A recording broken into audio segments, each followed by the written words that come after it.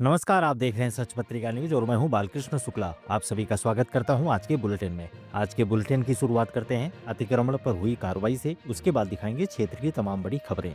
यदि आपको हमारी खबरें पसंद आती है तो लाइक तथा कमेंट जरूर करें और यदि आप चैनल पर नए हैं तो सब्सक्राइब भी करें। अब देखते हैं खबरें विस्तार से। कोटपुतली नीम का थाना स्टेट हाईवे पर श्याम नगर में मौजूद नगर परिषद की बेशकीमती जमीन पर शनिवार को एक दो नहीं बल्कि एक साथ 4-5 बुलडोजरों की गर्जना सुनने को मिली। यहाँ पिछले कई सालों से कुछ भू माफियाओं ने कब्जा कर रखा था।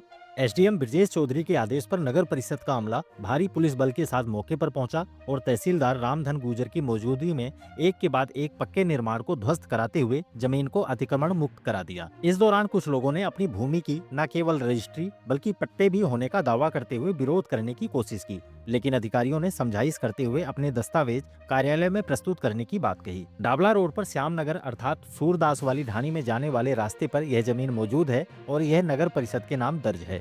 बताया जाता है कि इस भूमि पर सालों से भू माफियाओं का कब्जा है। इस भूमि पर अलग अलग साइज के कई प्लॉट काटकर बेचे जा चुके हैं।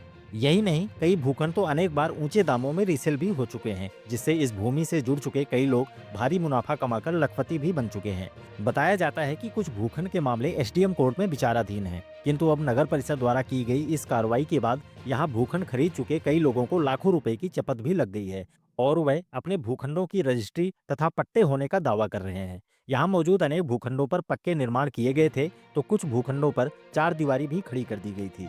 एसडीएम के आदेश के बाद भारी पुलिस बल के साथ नगर परिषद का अमला मौके पर पहुंचा तो लोगों में खलबली मच गई। इस अतिक्रमण को हटाने के लिए तहसीलदार रामधन गुर्जर को मौका मजिस्ट्रेट नियुक्त किया गया था। नगर परिषद ने जेसीबी की मदद से भूमि पर चारों ओर से अतिक्रमण को हटवाते हुए पक्के निर्माणों को ध्वस्त करा दिया। इस दौरान श्यामनगर की सड़क के दूसरी तरफ भी कार्रवाई की गई।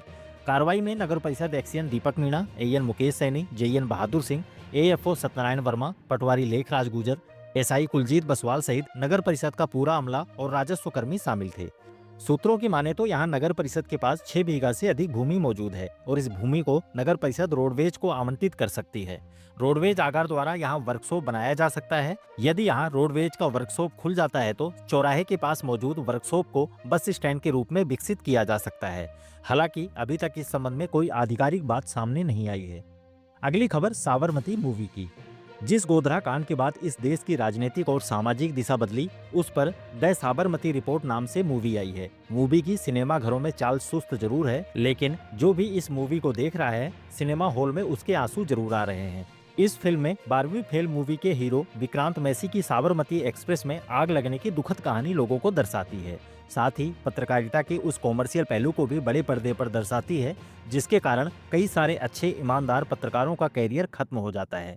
शनिवार को जयपुर ग्रामीण सांसद राव राजेंद्र सिंह ने विधायक हंसराज पटेल और समर्थकों के साथ कोटपुतली के हीरा मोती सिनेमा में इस मूवी को देखा। इस फिल्म को विधायक पटेल द्वारा सभी कार्यकर्ताओं को निःशुल्क दिखाया गया था। इस दौरान सांसद राव राजेंद्र सिंह ने कहा कि गोधरा कांड की वास्तविकता को दर्शाती इस फिल्म को आम जन को अवश्य देखनी चाहिए। इस दौरान विधायक पटेल ने सांसद का साफा और माला पहनाकर स्वागत किया और कहा कि साबरमती रिपोर्ट में पुरानी घटना को जनता के सामने सच्चाई के रूप में प्रस्तुत किया गया है।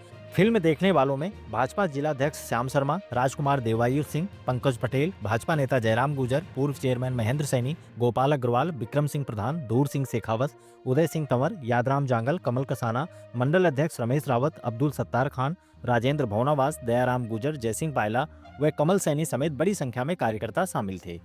फिल्म देखने के बाद सांसद और विधायक सहित कार्यकर्ताओं ने शनिवार को राजस्थान विधानसभा उपचुनाव समेत महाराष्ट्र में भाजपा को मिली प्रचंड जीत पर भव्य आतिशबाजी की और मिठाइयां बांटकर हर्ष जताते हुए एक दूसरे को बधाई दी। अब एलबीएस कॉलेज की खबर। कोटपुतली के राजकीय एलबीएस पीजी महाविद्यालय में शनिवार को एनएसएस की ओर से नई किरण नशा मुक्त भारत अभियान के तहत एक दिवसीय कार्यशाला का आयोजन किया गया। कार्यशाला 2 सत्रों में आयोजित हुई। कार्यक्रम के मुख्य अतिथि डीएसपी राजेंद्र कुमार बूडक ने नशे से दूर रहने की रणनीति पर विस्तार से व्याख्यान प्रस्तुत किया और नशाखोरी से संबंधित कानूनी पहलुओं से प्रतिभागियों को अवगत कराया। डीएसपी बूडक ने कहा कि लगभग 75% अपराधों का कारण नशाखोरी है। इसलिए युवा पीढ़ी खुद यह प्रण करे कि हम खुद नशे से दूर रहेंगे और कम से कम 2 लोगों को नशे से दूर रहने के लिए प्रोत्साहित करेंगे। कार्यक्रम में थानाधिकारी राजेश शर्मा ने भी विद्यार्थियों को नशे के दुष्प्रभावों के बारे में जानकारी दी। कार्यक्रम संयोजक प्रोफेसर एच.आर. धनेटिया ने कार्यशाला की रूपरेखा प्रस्तुत की। प्राचार्य प्रोफेसर आर.के. सिंह ने प्रतिभागियों को नशा मुक्ति की शपथ दिलाई और नशा मुक्त समाज के निर्माण में अपना योगदान देने के लिए प्रेरित किया। कार्यशाला में डॉक्टर नीलम बुनकर, प्रोफेसर मधु नागर, स्वयं सेविका भारती यादव और करीना गुजर ने भी अपने विचार रखे। संचालन प्रोफेसर संदीप कुमार आर्य ने किया। स्वयं सेविका काजल गुप्ता ने उपस्थित जनों का आभार व्यक्त किया। अगली खबर सांकेड़ा गांव से। कोटपुतली के सांकेड़ा ग्राम निवासी शहीद अशोक कुमार जाट की 13वीं पुण्यतिथि पर शनिवार को सांकेड़ा में विशाल तिरंगा यात्रा और श्रद्धांजलि सभा का आयोजन किया गया। कार्यक्रम संयोजक रतनलाल शर्मा ने बताया कि यात्रा को वीरांगना कृष्णा देवी, वीरांगना राजबाला, वीरांगना मिथिलेश देवी ने हरी झंडी दिखाकर रवाना किया।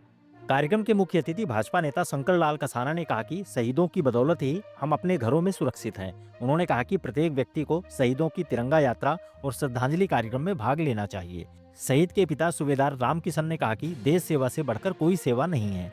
तिरंगा यात्रा सांखेड़ा के राजकीय उच्च माध्यमिक विद्यालय से शुरू होकर गांव के मुख्य मार्गों से होती हुई शहीद अशोक कुमार स्मारक पर पहुंची, जहां श्रद्धांजलि सभा का आयोजन किया गया। तिरंगा यात्रा का ग्रामीणों द्वारा जगह जगह पुष्प वर्षा कर स्वागत किया गया। इस दौरान मुकेश चौधरी, बाबूलाल चौधरी, राम प्रताप चौधरी, इंद्राज कसाना, फूलचंद, हनुमान, रामेश्वर, जगदीश, प्रभुदयाल समेत बड़ी संख्या में ग्रामीण मौजूद रहे। अब बताते हैं भाजपा की जीत पर पटेल की प्रतिक्रिया। राजस्थान विधानसभा उपचुनाव में 7 में से 5 सीटों पर भाजपा को मिली जीत और महाराष्ट्र विधानसभा चुनाव में प्रचंड बहुमत से भाजपा गठबंधन की सरकार बनने पर विधायक हंसराज पटेल ने अपनी प्रतिक्रिया दी है। पटेल ने इसे पीएम नरेंद्र मोदी के कुशल नेतृत्व की जीत बताया और कहा कि यह डबल इंजन सरकार की जन कल्याणकारी नीतियों, योजनाओं और देवतुल्य कार्यकर्ताओं के अथक परिश्रम का परिणाम है। पटेल ने कहा कि राजस्थान विधानसभा के इतिहास में पहली बार उपचुनाव के दौरान किसी सत्तारूढ़ दल को सबसे ज्यादा सीटें मिली है, जो इस बात का प्रमाण है कि विगत 11 माह के कार्यकाल में राजस्थान में डबल इंजन की सरकार ने जो विकास के ऐतिहासिक कार्य किए हैं, उन पर जनता ने मोहर लगाकर कांग्रेस को वोट की चोट से करारा जवाब दिया है। आने वाले दिनों में डबल इंजन की सरकार में राजस्थान विकास के पथ पर और तेजी से अग्रसर होगा। और अंत में एक जरूरी सूचना, कोटपुतली के पीएम श्री राजकीय बालिका उच्च माध्यमिक विद्यालय में पूर्व प्राथमिक कक्षाओं का संचालन किया जा रहा है, जिसमें नर्सरी, एलकेजी और यूकेजी क्लास में प्रवेश दिया जाना है। इन क्लासों में प्रवेश के लिए 25 से 30 नवंबर तक आवेदन मांगे गए हैं। आवेदन के बाद प्रवेश की लॉटरी 1 दिसंबर को निकाली जाएगी और 3 दिसंबर को प्रवेशित विद्यार्थियों की सूची प्रकाशित कर उनकी क्लासें 5 दिसंबर से शुरू कर दी जाएंगी। इन क्लासों में 3 या 3 से अधिक आयु वर्ग के बालकों को प्रवेश दिया जाएगा। प्रवेश में आसपास रहने वाले बच्चों को प्राथमिकता मिलेगी। यदि आपको हमारी खबरें पसंद आती है तो लाइक तथा कमेंट जरूर करें और यदि आप चैनल पर नए हैं तो सब्सक्राइब भी करें। आज के लिए बस इतना ही। दोबारा मिलते हैं इसी तरह की दूसरी ताज़ा खबरों के साथ।